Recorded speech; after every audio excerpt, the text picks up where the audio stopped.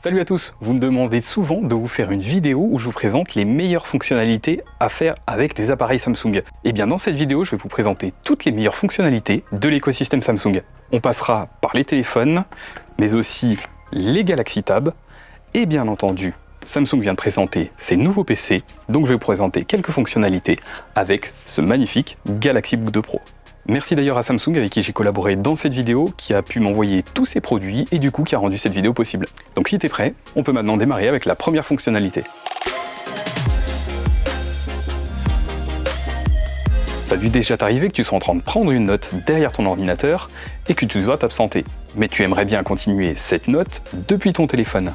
Et bien avec la synchronisation des applications, tu vas pouvoir le faire. Tu écris tout simplement ta note depuis l'application Samsung Notes. Et là, tu n'as rien d'autre à faire que de quitter l'application, prendre ton téléphone, relancer l'application Samsung Notes et ouvrir la note qui t'attend pour continuer à être rédigée. Ici, je peux continuer ma note en mobilité et une fois que j'ai terminé, je peux la fermer. Et quand je vais rentrer chez moi, ma note va être automatiquement réactualisée.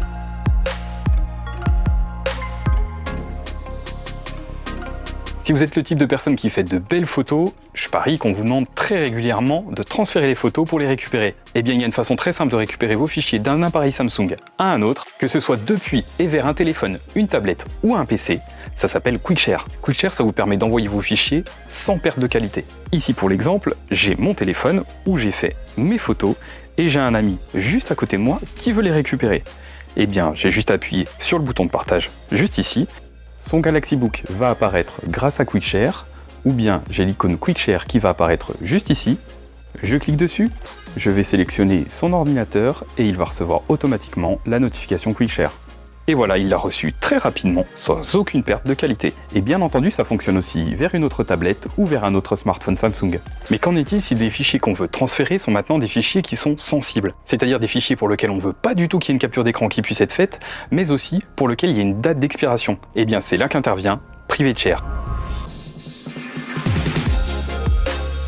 Avec PrivateShare, comme je vous le disais, vous avez la possibilité de partager donc des fichiers sensibles, tout en empêchant complètement la possibilité de faire des captures d'écran. Et le fichier sera aussi automatiquement révoqué après le temps qu'on a choisi. Pour ça, il y a tout simplement une application qui s'appelle PrivateShare.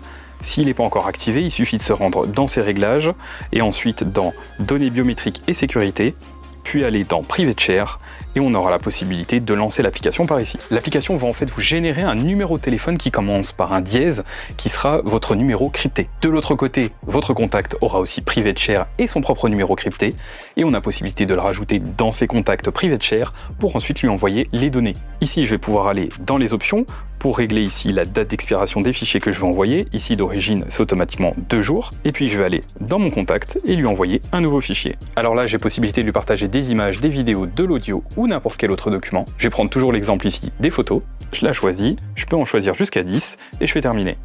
Et voilà, le contact a maintenant reçu une notification qui lui dit qu'il a reçu un nouveau fichier. On peut cliquer dessus et je peux maintenant consulter ce nouveau fichier. En revanche, il sera complètement impossible de faire une capture d'écran. Si j'essaie de le faire, mon écran sera tout simplement tout noir. On peut aussi vérifier, mon fichier a bien une date d'expiration. Mais si maintenant, je décide que dès maintenant, je ne veux plus que la personne ait accès à ce fichier, sans attendre la date d'expiration, eh bien je peux le faire directement depuis mon téléphone.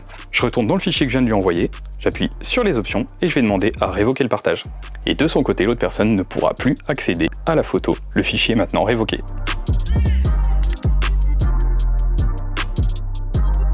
Sur nos téléphones, on a maintenant de plus en plus d'applications et souvent, on aimerait bien pouvoir les retrouver sur notre ordinateur. Alors que ce soit pour consulter Instagram, TikTok ou bien lire nos SMS, regarder les photos qu'on a sur notre téléphone, voire même passer des appels, et bien avec Lien avec Windows, on a possibilité de le faire. Pour ça, il faut se rendre dans le Microsoft Store et télécharger l'application Mobile Connecté.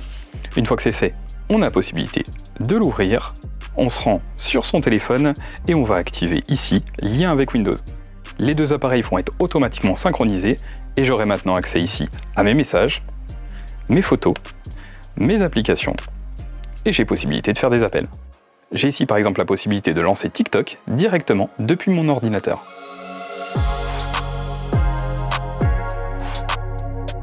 Alors ce Galaxy Book 2 Pro, il est magnifique et super léger. Il existe d'ailleurs en plusieurs versions avec un processeur i5 ou i7, en 13,3 ou 15,6 pouces et en version 512 ou 1 Tera.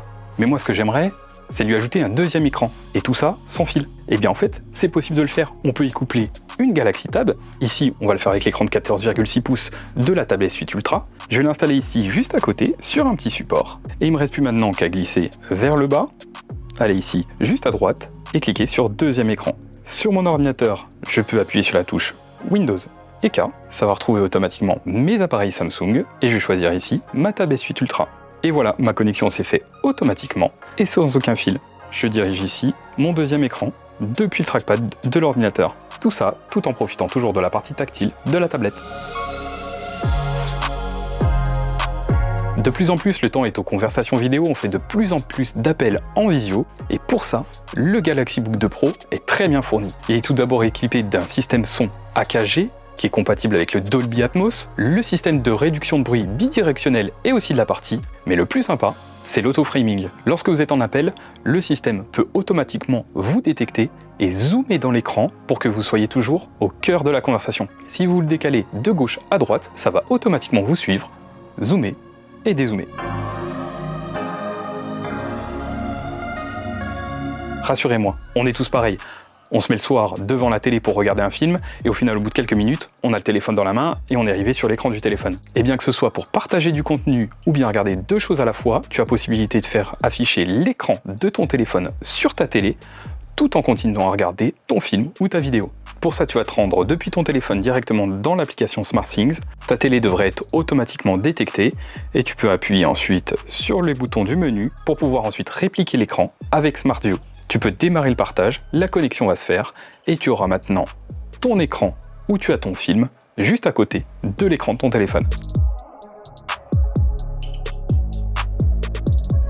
Est-ce que tu savais que ton téléphone Samsung était une forme de PC? Effectivement, avec DeX qui est intégré, tu as la possibilité de connecter ton téléphone avec un écran externe pour avoir une interface de type PC. Et bien c'est aussi faisable sans fil, sans téléphone et sans clavier sur une télé Samsung. Tu vas tout simplement glisser ton doigt 2 fois sur l'écran pour ensuite activer DeX.